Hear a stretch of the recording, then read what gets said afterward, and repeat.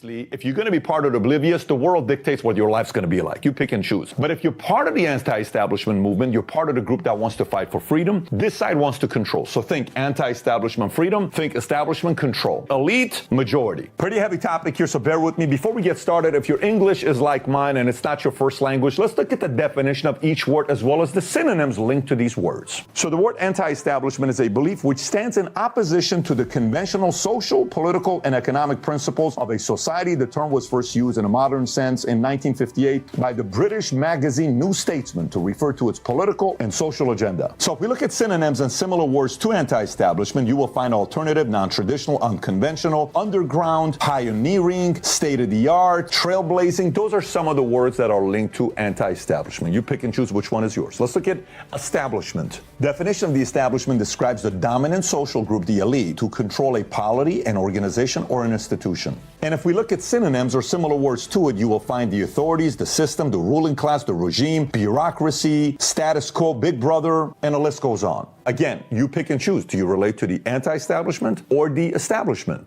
Now let's look at the oblivious. The definition of oblivious, not aware of or not concerned about what is happening around one. And if we look at synonyms or similar words, you will find unaware, unconscious, heedless, unmindful, insensible, ignorant, blind, deaf, unobservant, unconcerned, insensitive, detached, removed. I can give a few more, but I think you get the idea. You get to pick and choose again.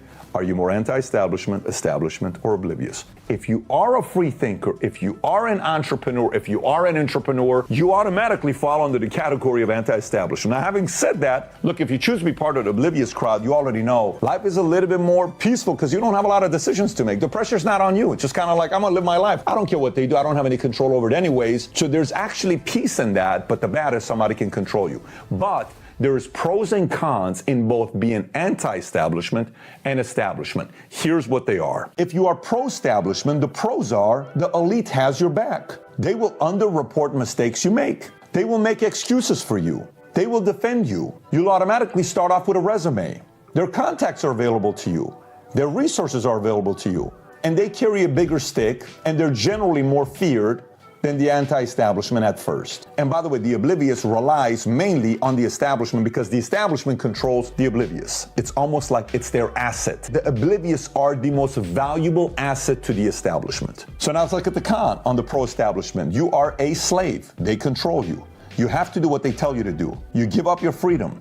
It's an element of being a puppet. Deep down inside, you feel like you have to compromise your values and principles. Now let's look at the pros of anti-establishment. You win over people, okay? There's a real loyalty there. You're fighting for your beliefs. You are free. You get to pick and choose which fights you want to fight and which ones you don't. You get to make decisions that match your values and principles. You find other people like yourself. So now let's look at the con. The con is the elite will demonize you. They have more power than you. They will over-scrutinize you. In essence, they'll amplify whatever you do wrong. So let's just say if it's a 2, they'll sell it as a 9. The elite expect perfection from you. The elite will spread rumors about you. The elite will make it hard for you to find a job or compete in a marketplace. The risk of being part of the establishment is 100 times bigger than being part of the establishment. If you're still watching this, you're a little bit crazy. I want to tell you this, but I called it. This thing's not going to get a lot of views because some people are going to say this thing is crazy, but I'm talking to you openly and freely because I am a guy that left Iran, that lived at a refugee camp, that came to America for one word, and it's freedom. And that's why I'm fighting for it, even after I've already made my money, because I know there's other people like you out there that are going to watch this. Get right into it. So what made John F. Kennedy unique? One, they did not need to sell out to the establishment because they had their own money. Matter of fact, when you look at the campaign contribution, when he ran for office, 50% of the campaign's total budget came from his father, Joseph Kennedy. However, Joseph Kennedy was quoted saying, "I'll spend every dollar I have to get my son elected." JFK's campaign cost somewhere around $20 to $25 million, and Joseph Kennedy at the time was worth $400 million in 1960. If you're saying, Pat, why is that such a big deal? Because most people who run for office, they don't really put any money into the campaign. I don't even know if Hillary Clinton put any money into her campaign. It was other people that gave money. Let's look at a couple other people outside of Kennedy's, like Ronald Reagan. Ronald Reagan took $6.4 million out of his own money into the campaign, which was 10% of the total budget. Let's look at Ross Perot, who didn't win, but he self-funded 97% of his 1992 presidential campaign. He got all the way up to 21%. He didn't win, but he caused Bush to lose and he caused Clinton to win. Let's look at Trump. When it comes down to Trump in 2016, he funded 72% of his 2016 presidential campaign. To kind of put that into perspective, Hillary Clinton spent more money on her campaign in 2016 and she put nothing into it. Just to kind of tell you, one got money from the institutions, the other one was his own money, 72% of it. So before you get excited about this, what's the risk? There's a risk. John F. Kennedy got assassinated. Ronald Reagan, there was an attempt for assassination. Trump, character assassination. Ross Perot never won. So we would never know what would happen to him if he spent 97% of his money to go up against the establishment. So you may watch this and say, Pat, I feel like I relate to the anti-establishment, but I wish I had a Joseph Kennedy as a father to do this. You're right. I'm not sitting here and telling you not to. I'm telling you, go make your money. There's three different types of rich. The first is those that are rich, but they're boring. They don't know how to create a following. Could be Bloomberg. Number two, those that are rich, but they're willing to sell out, meaning anything for me to become president because I want to get that status on my title, right? Then there are those who have the money, who are fighters, who are true believers, and who are charismatic. That drives the establishment insane. Okay, so let's take a look at which one of the establishment didn't like John F. Kennedy. First one being the CIA. JFK, for example, after Castro led a revolution that overthrew the Cuban government in '59, the CIA wanted to conduct an operation to overthrow Castro. Eisenhower did not want to make this big of a decision so close to the end of his presidency, so the CIA urged JFK to approve the operation a month after his inauguration, and it goes terribly. Now, JFK fires CIA Director Allen Dulles after the Bay of Pigs invasion in '61. Dulles was the director of CIA since 1953, and JFK believed that the CIA had not been honest with him about the chance of success, which led to him firing Richard Bezell Jr., the deputy director of the CIA. And in many of JFK's biographies, there's a quote that's referenced there multiple times: "I'm going to splinter the CIA in 1,000 pieces and scatter it to the winds." And there's even a recording of JFK speaking to a group of reporters in 1961 when he says the following: "I think it's time we had a complete reorganization of the CIA. It's become an arm of the State Department instead of an arm of the president." JFK eventually did order a reorganization of the CIA. Obviously, the CIA didn't like this. The establishment didn't like this because the CIA was a good way of controlling people, the oblivious. Now, the second one was the mafia. Some people may say, Pat, the mafia establishment, isn't that like the ultimate anti-establishment? Yes, but the mafia bought the establishment, so they became the establishment, so they had to protect the establishment. So the Kennedy family comes in saying, hey, if you help us become president, we're going to help you out and we're not even going to look your way. And then all of a sudden they win. The mafia helps them, Chicago, all this stuff. Next thing you know, after they win, the Kennedy family's like, hey, we kind of want to back off a little bit. RFK starts going after them and says, what are you doing here? You're making our life hard. Then they go to the establishment. They start talking. Now, both the establishment and the mafia team up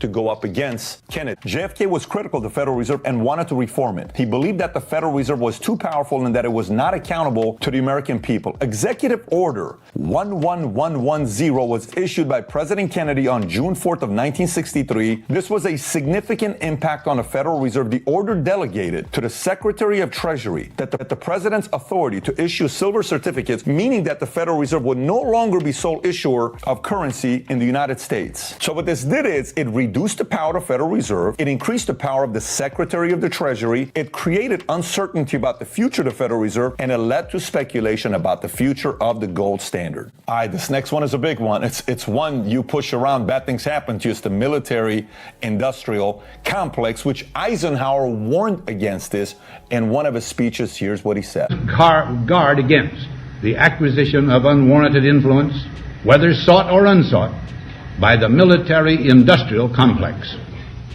The potential for the disastrous rise of misplaced power exists only in the huge industrial and military machinery of defense with our peaceful methods and goals.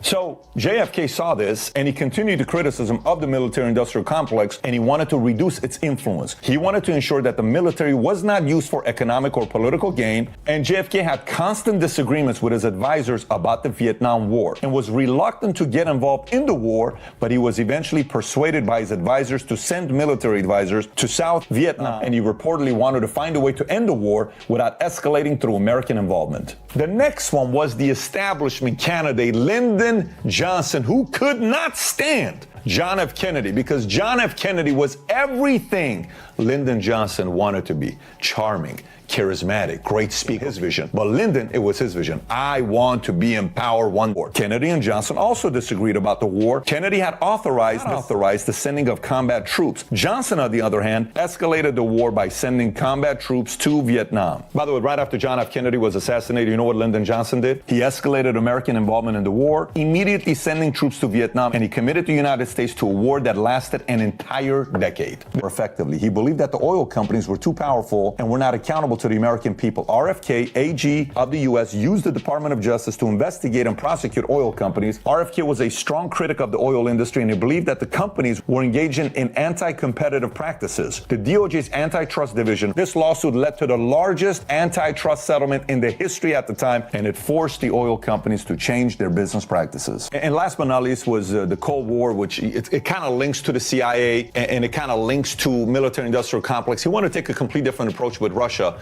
and here's what it was. During the Cuban Missile Crisis, the NSA wanted Kennedy to bomb Cuba and harshly retaliate against the USSR. But the speech President Kennedy gave at American University on June 10, 1963 was a major departure from the Cold War rhetoric at the time. In the speech, JFK called for a re-examination of American attitudes towards the Soviet Union and a new approach to peace. He also proposed several specific steps to reduce tensions between the two superpowers, including a ban on nuclear testing and a joint space program. This infuriated a lot of people in the intelligence agencies and military.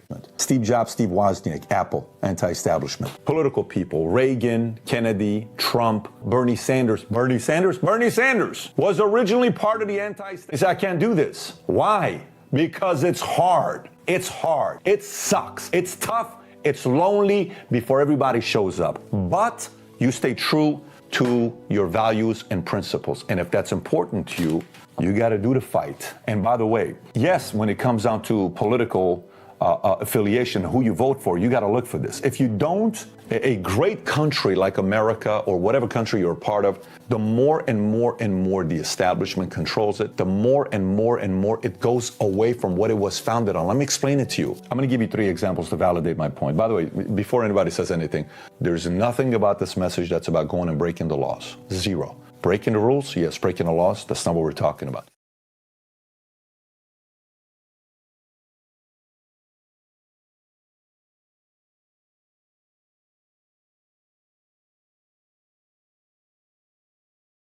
about. 3 examples of what happens. Vanderbilt made so much money, was the richest man in the world. You know how many generations the money lasted? 2. You know why? Because the second generation was spoiled. They didn't know what to do with the money. America right now started off for what? Going against the establishment. What was the establishment? British establishment. Like, listen, man, leave us alone. We want freedom. Boom! We win. We're free. But we have to earn that freedom. You and I in America, we ain't fighting for that freedom the way they fought for the freedom, but we still have to fight for this freedom. But some of the people are just kind of like warm and fuzzy. Well, I'm part of the establishment. I'll give you another one. Hollywood. Look what Hollywood did. Well, Hollywood, isn't it the establishment today? Today it is. But when Hollywood first got started in the 20s and they moved from New Jersey. New Jersey, yes. Thomas Edison had all these controls on the entertainment industry. They said, we're leaving Jersey. We're going to Hollywood. Why? Because they were sick of the establishment. Guess what Hollywood is today? The establishment. Do you know in 1920s, 95% of movies in America were made in Hollywood? You know what it is today? 55%. Why? Because Hollywood has become an establishment. Stay alert, stay alive, pay very close attention to your industry, to your family, to your peers, to your government, to the economy. Every single thing you look at, stay alert, stay alive, and do whatever you can to not be part of the Oblivious community, graduate that. I was part of that for a very, very long time. And find a way to be part of the untraditional, free-thinking, anti-elite, this is the way we've always done it. And then freedom will continue for the next generation. But you and I got some fighting to do. Make sense? Anyways, got you thinking. You're probably going to a complete different place right now. That's fine. If you got value out of this video, give it a thumbs up, subscribe to the channel. If it creates controversy and conversation, share it with others and debate each other. And if you like this video, I got another video I want you to watch.